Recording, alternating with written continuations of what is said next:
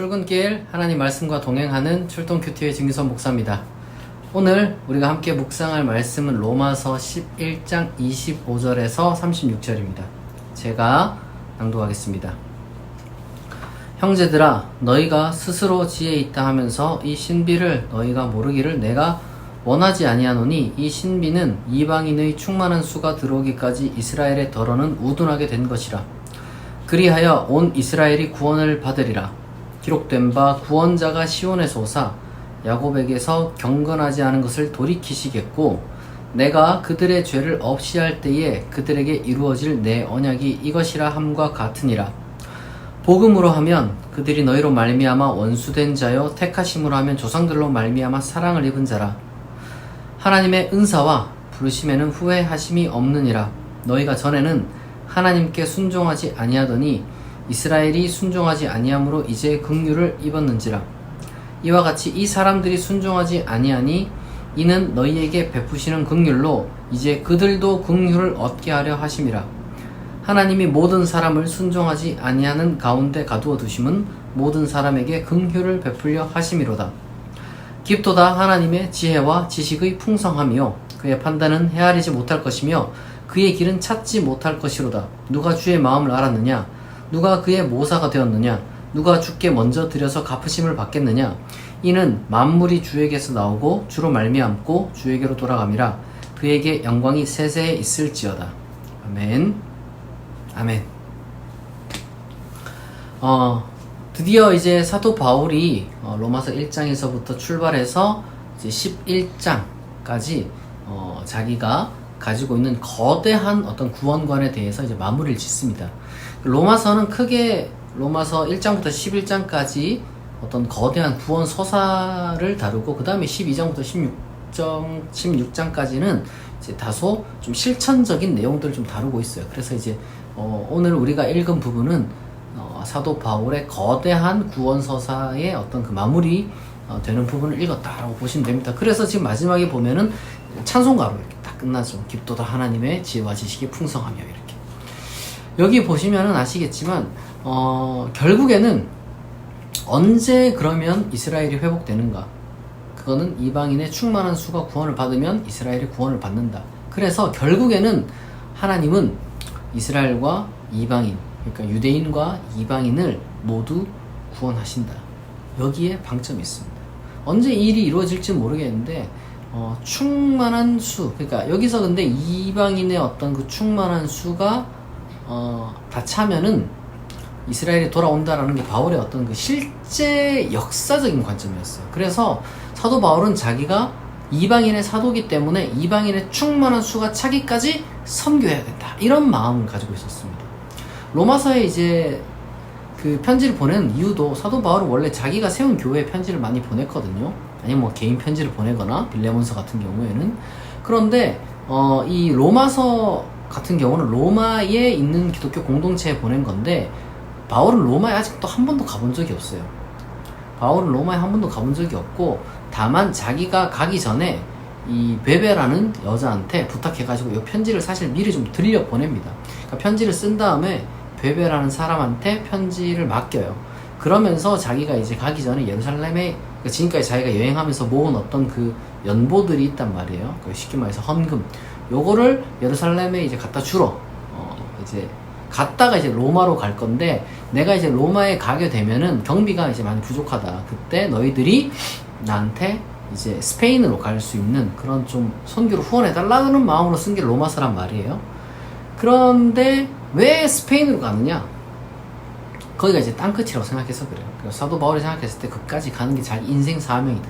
물론 그 외에도 이제 아래 위로 넓은 지역이 많이 있죠. 다만 사도 바울이 자기가 봤을 때는 이제 이방인의 충만한 수를 위해서 복음을 어디까지 증거해야 되느냐라는 어떤 그 관점이 있었을 때 스페인이 자기의 어떤 그 아마 무덤이다라고 생각하고 이제 그런 마음을 좀 계획을 세웠던 것 같습니다.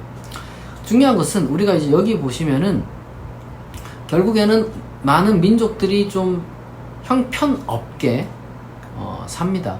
사실은 어떤 엄청 발전된 문명이든 엄청 뭐랄까 좀 문명이 발전하지 않은 곳이든 똑같이 타락했습니다.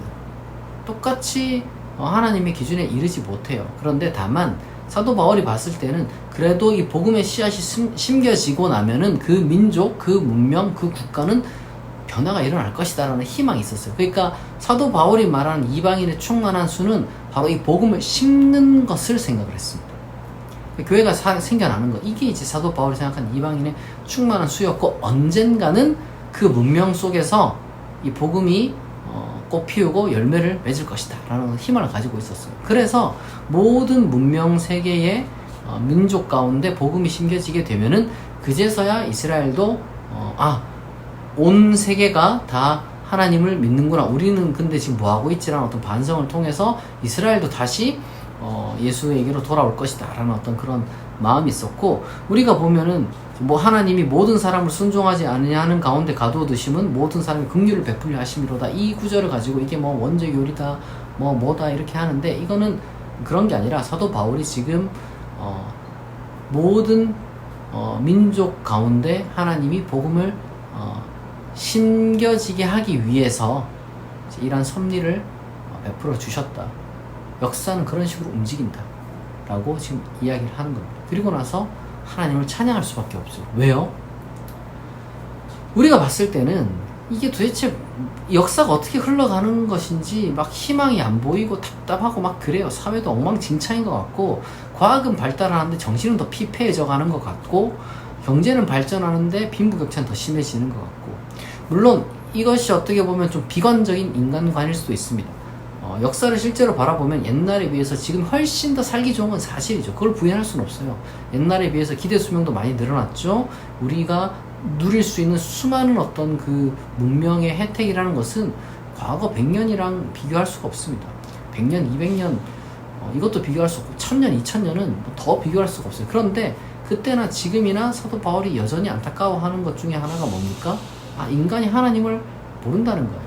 인간의 본래 운명이 어디로 향하는지 깨닫지 못한다는 거예요. 그러나 언젠가 하나님의 그 놀라우신 섭리로 모든 민족이 다 하나님의 어떤 그 놀라운 섭리를 깨닫고 인간 본연의 운명도 깨닫고 참된 행복을 향해 나아가는 그러한 사회를 만들어 갈 것이라는 그런 놀라운 역사, 섭리, 거기에 대한 기대, 어떤 그 전망이라고 해야 될까, 희망이라고 해야 될까, 이런 것들이 사도 바울에게는 있었으니 하나님을 찬양하지 않을 수가 없는 거죠. 우리가 역사를 바라볼 때 과거를 바라보는 방식이 있지만 미래를 바라보는 방식도 있습니다.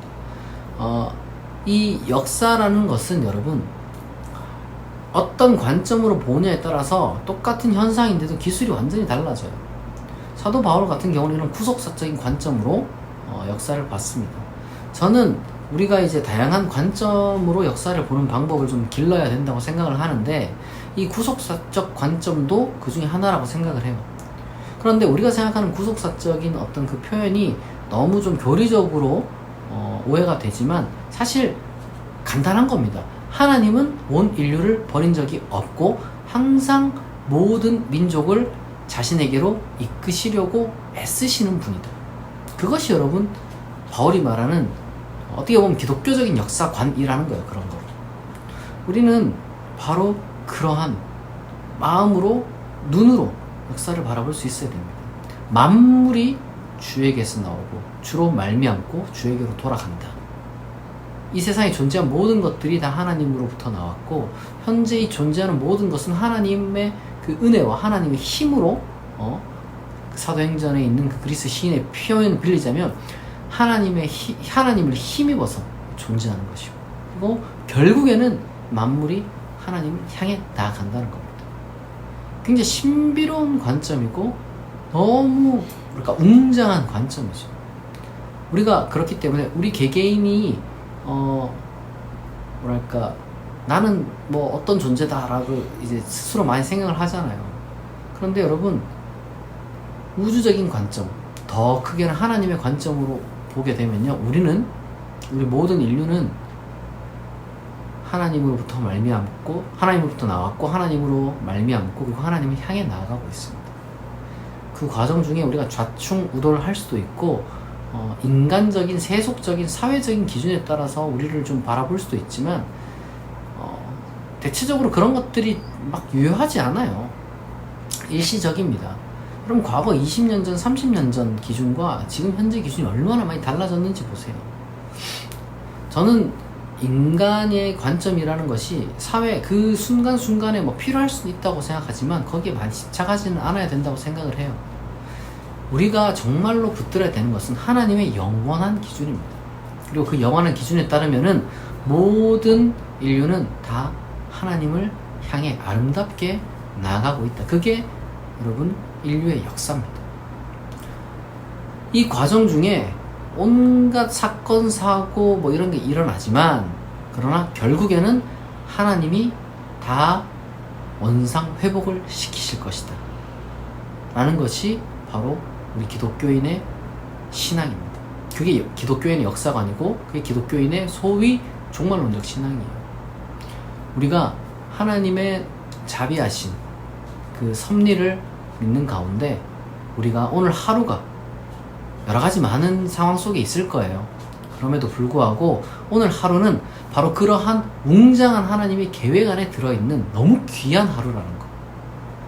이 하루가 하나님의 놀라우신 뜻을 이루는 하루가 여러분 되어야 될 것입니다. 우리가 이 체스를 두거나 게임을 할 때 한수만 물러줘 뭐 이런 얘기를 많이 하잖아요.